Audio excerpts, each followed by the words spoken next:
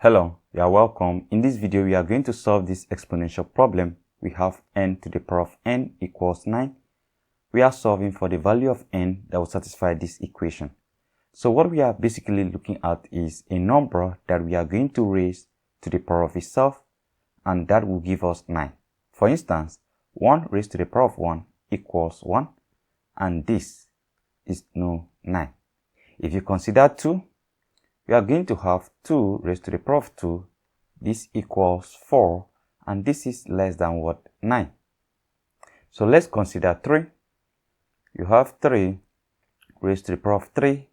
This equals 27, and this is greater than 9. So if 3 is raised to the power of 3 is greater than 9, and 2 raised to the power of 2 is less than 9, that means the range of the value of n that will satisfy this equation is between 2 and what? 3. So you need to consider 2.1 raised to the power of 2.1. You consider 2.2 raised to the power of 2.2. You head over to 2.3 raised to the power of 2.3 till there will be a certain number that if you raise it to the power of itself, you are going to have 9. So in this video, we are not going to be doing all this testing. Rather, we are going to solve this problem and find that particular value of n that will satisfy this equation without much testing. So right now, we have solution. So let's record the problem. We have n to the power of n, and this equals 9. We can introduce natural log. We have ln of n to the power of n, and this equals, we have ln of 9. Now look at it here. If you consider this logarithm property, if you have log of a to the power of b, this equals b times log of a. So the b here will come behind and it will multiply the log of a. Now that is exactly what will happen here. The n here will come behind, and we are going to have n times ln of n, and this equals ln of 9. So we are going to solve this particular equation. How are we going to solve it? N times ln of n equals ln of 9. Now, for us to solve this particular equation, there's a particular function that we need to take into consideration, and that function is the Lambert W function. It is denoted by letter W, and this function states that if you take the Lambert W function of an expression such as x times e to the power of x, if you have an expression such as this, and you apply this Lambert W function here, what you are going to get is x. This x right here is what you are going to get right here as the output. Also, if you take the Lambert W function of a times e to the power of a, what you are going to get is a. So whatever you have right here, you are going to get it at the output. So this is the function that we are going to use right now in order to solve this particular problem. Now, but before we make use of this Lambert W function, we need to ensure that what we have right here is in the form of x times e to the power of x. We need to convert this. We need to convert this to this form. So that is exactly what we are going to do right now. So let's recopy the problem. We have n times ln of n, and this equals ln of 9.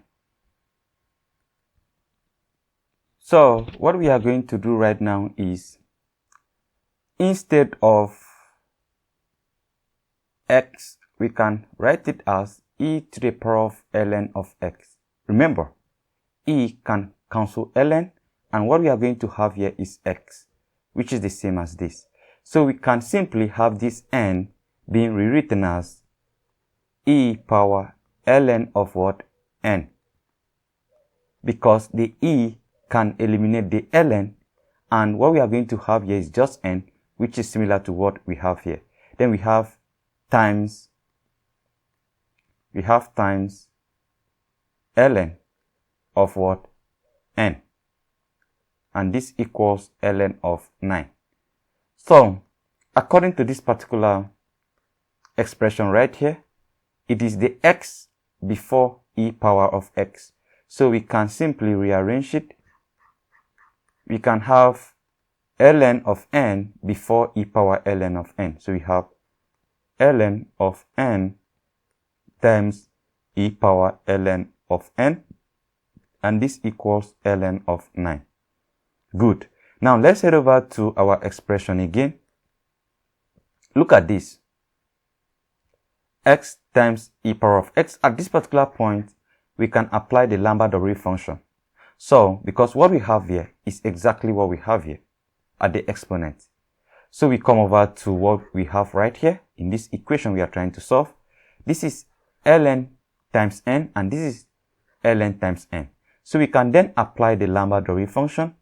And here is it. We have the Lambert W function of ln of n times e power ln of n. And this equals the Lambert W function of ln of what? 9. So at this particular point, if you apply the Lambert W function right here, what happens is we are going to have ln of n. If you apply the Lambert W function here, we are going to have ln of n. According to this particular definition here, Lambert W function of a times e power of a, you have a. So we have ln of n, and this equals the Lambert W function of ln of what? 9. Now, since we are solving for n, we can introduce e in order to eliminate this ln. So we have e power ln of n, and this equals, we have e power the Lambert W function of ln of what? 9. Have you seen it? So what will happen is the e can successfully eliminate ln. Now what we are going to have left is simply n equals e power the Lambert W function of ln of what? 9. So ladies and gentlemen, our final answer is we have n equals e power the Lambert W function of ln of 9. This is our final answer. I know you might be very surprised and shocked. Now, if you need a more precise or an approximate answer, what you are going to do is you type this into your calculator. You are not going to see the Lambert W function in your calculator. Rather, you are going to see product log. So what you need to do, you type in e to the power of product log.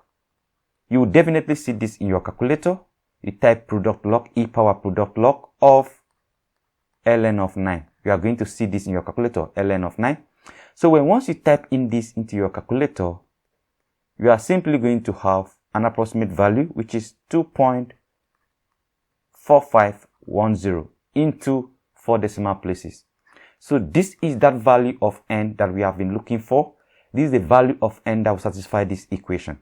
So if you have n to the power of n equals 9, that means 2.4510 to the power of 2.4510, you are going to have an approximate value of 9. So ladies and gentlemen, that is the solution, and this is how you can solve this problem without any form of calculator, or not only calculator, without any form of guessing. This is how you can solve this problem. So that is it. Thank you and goodbye.